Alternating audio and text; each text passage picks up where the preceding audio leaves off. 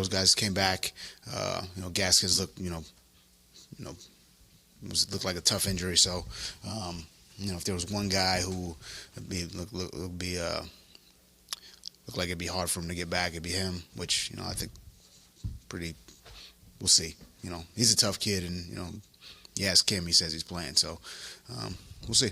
Would you feel comfortable with just the two backs, or would you probably have to add one? Those are discussions we had this morning. More than likely we probably would add one, whether or not we get that player ready.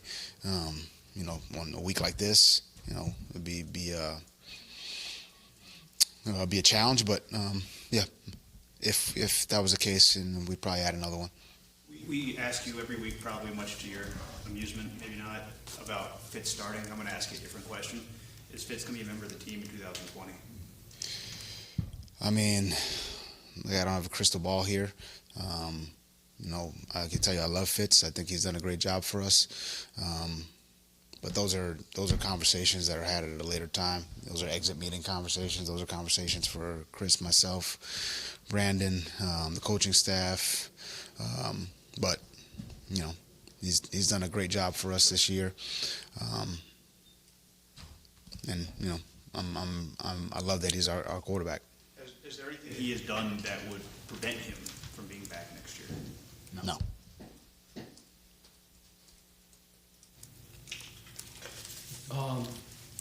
Sealer.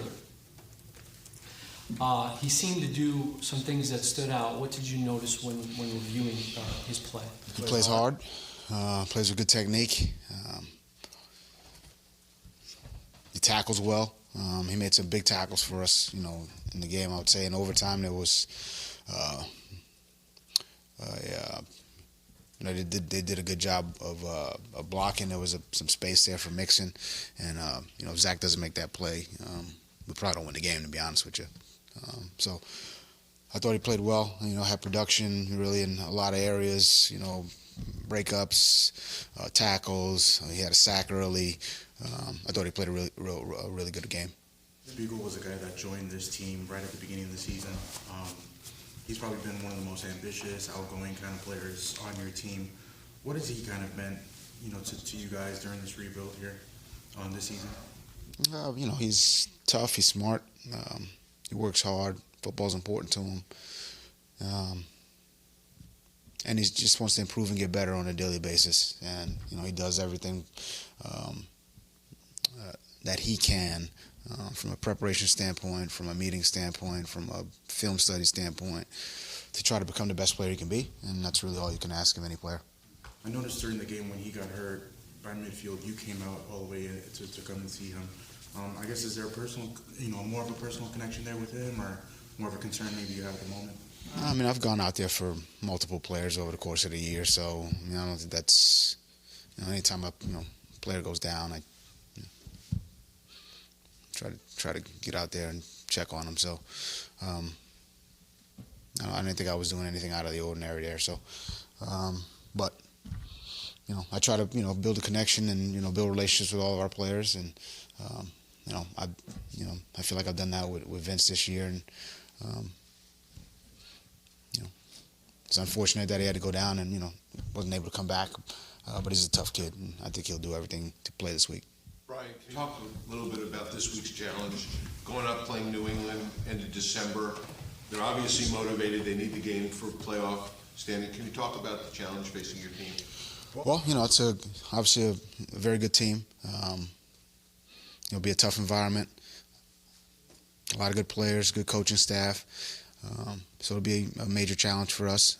We've got to do a great job from a preparation standpoint, from a practice standpoint, and have to play well, to give ourselves a chance. So, great challenge. It'll be a great atmosphere. It'll be, it'll be a great challenge. Yesterday was kind of I'm sorry, go ahead, Joe. Is there a specific area where you say, what, we as a team have really made an improvement since the first Patriots game? I think we made a lot of improvement in a lot of different areas. I think, that's every team wants to do that. So,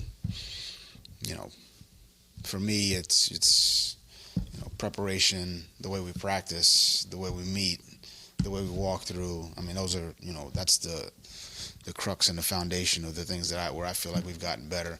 I mean, you can get into, third down and red area, but, for me, all that starts with, the preparation and the process portion. So I think we've done a better job from that standpoint, and that's because of that, we've had a little bit more success on the field.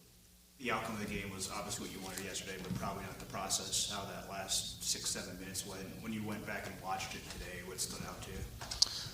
We didn't play well for the last, let's call it 6 minutes of the fourth quarter, really in all three phases. The good thing is we won. Another good thing is that we get to have a live look and we'll always have this film to go back to and say, these are the things you have to get accomplished to finish off a game, and here's what can happen if you don't do those things, really in all phases. So if we, don't stay in bounds, and that stops the clock. If we get a penalty, that stops the clock. We allow a run through on 3rd and 1. We can't pick up the first down, which would, keep the clock moving and bleed more clock. And we kick a field goal, and we missed the field goal, give them good field position, and then we miss, we don't tackle them in bounds, and it was a myriad of things that happened there at the end of the game. I can go on and on and on for there's 4 minutes after that that we didn't do well enough, but at the end of the day, we came out of there with a win. We can show that film, and we should be able to learn from the mistakes we made, and I think we will.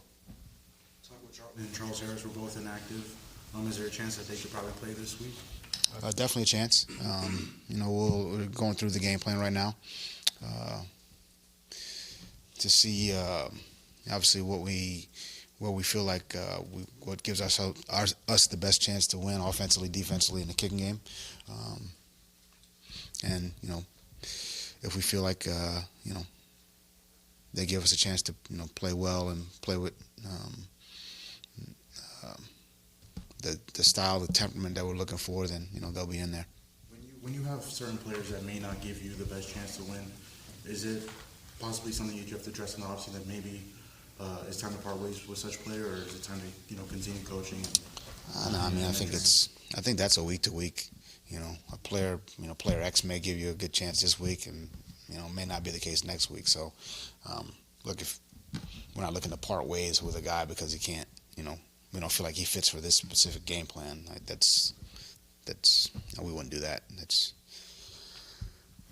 but I mean, those conversations are for guys we feel like aren't a fit on the team, or anything like a situation like that.